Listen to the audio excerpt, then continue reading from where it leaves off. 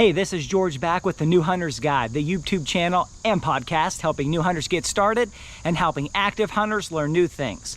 Amongst new duck hunters, one of the early questions that comes up is people begin to ask themselves, how do I get all of this gear to the field? Because there can be a lot of stuff.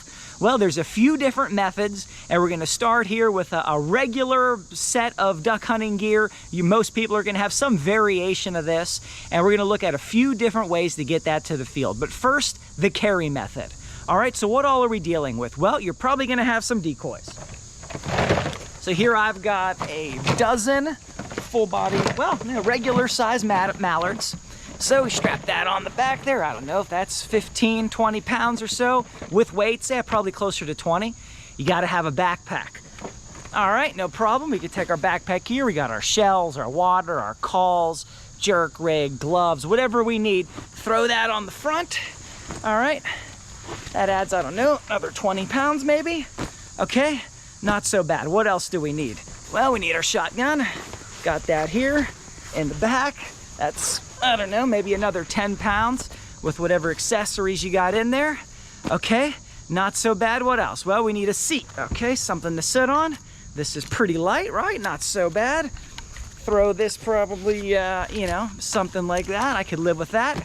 All right, now we're packing in. What else do we need? Well, we need some waders, all right? Got our waders here, another, I don't know, 10 pounds. Throw that over the shoulder. All right, I could still keep going. Now you got all this stuff on. Thing you're gonna quickly realize is you cannot walk very far with all this without getting overheated. So you can't be wearing your coat, so you gotta get that coat, throw that maybe over your other shoulder. All right. You could maybe bungee some of this onto your pack or something. So we got all this gear. All right, we're ready. Now you can pack all this in. I've done it. How far can you really go carrying all this stuff without just puttering out, not making it, or having nothing left to hunt? It can be tough, real tough. Now, if you have multiple guys going in with you, you can spread some of this out so you don't have to carry quite so much per person. That's one method. Once you start adding more decoys though, and things like spinners and who knows what else, it can become almost impossible to carry it all as one person, especially if you have to go any distance at all. Let's look at some other options. So one favorite is the jet sled. Here we got our heavy duty polymer sled. This thing is taking a beating. You can drag this over anything. It's got a rope in the front. You just pull it wherever you need to go. Let's see how this thing loads up. First, we'll throw in our gun. Shotgun just like so. Of course, you can load this 100 different ways. Put our seat in there. Get our decoys in there. Get our backpack in there. Throw in just like so. We got our waders.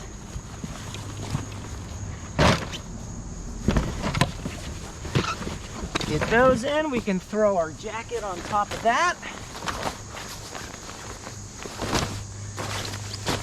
Now that is pretty secure in and of itself, but we want it to maybe be more secure, so we got some bungees. We just strap those over top. One or two should usually do the job. And now this thing is solid. So piling everything into the sled, you can carry a lot more weight. You can carry it a lot further. You can easily get a couple dozen decoys in there, especially if they're the smaller decoys. And you're able to cover a lot of ground, and it just works great. Now keep in mind, they do make larger sleds.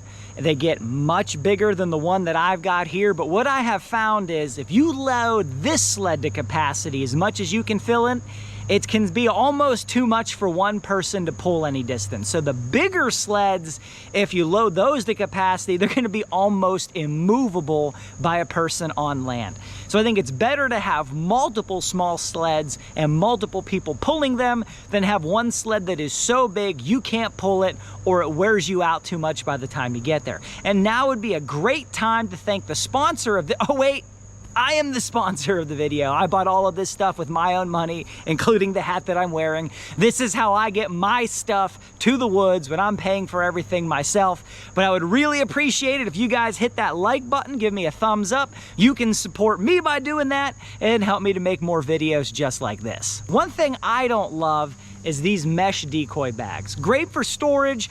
I don't love transporting my decoys in those. I've done it plenty, but I feel like the decoys wear out faster. They get dirtier faster. If one's dirty, they're all jumbling around, getting dirty. So I like to use a decoy bag that has inserts. Let me show you an example of that. All right, something like this works real nice. I get every decoy individually. They got these little Velcro sleeves, so you're able to store them all, keeps them cleaner. You know, if I got a dozen decoys in here, I could easily fit 2 or 3 dozen. But then I got room here with a dozen decoys from my pack, from my coat, throw my seat on top.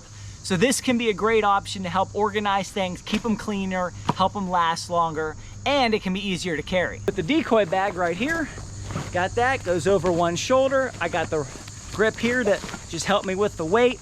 I can walk a lot further with this, a lot easier without stuff falling off. Then the only other things I need to have are my shotgun and my waders. And if you have a team, at least 2 people, you know, the other guy could carry the shotgun and the waders. And so all you've got is this big decoy bag, makes it a lot easier. But then you can also pair that with a sled. So we got our sled with our shotgun.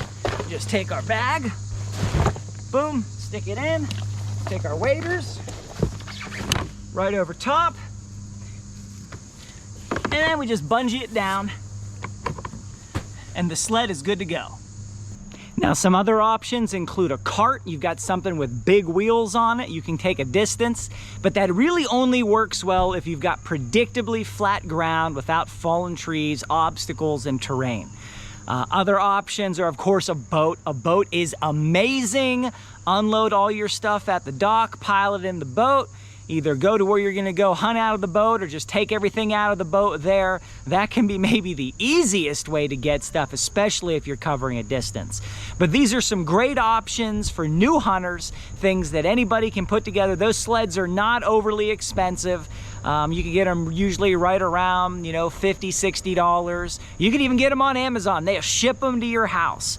And of course, there's 101 ways to do this. So whatever you can think of, you know, that can be a great way. Kayaks can work. An inflatable boat can work. They make some really interesting stuff out of PVC that you can just pump up and boom, you're on the water, same price as the sled. Now, people ask all the time, how far can you drag one of those sleds? Well, that particular sled, I've taken 1 mile, 2 miles in a day, maybe even more. But those things, they last, they wear great. That sled has been driven miles and miles and miles over dry ground, over rocks, over boulders, over fallen trees, over water. They float great. There's been times I have walked in the water and pulled the sled in the water because it floats and it's like pulling nothing. So there's lots of different ways you guys can do that. Make sure you hit the thumbs up button. Would really appreciate it. Till next time, God bless you guys and go get them in the woods.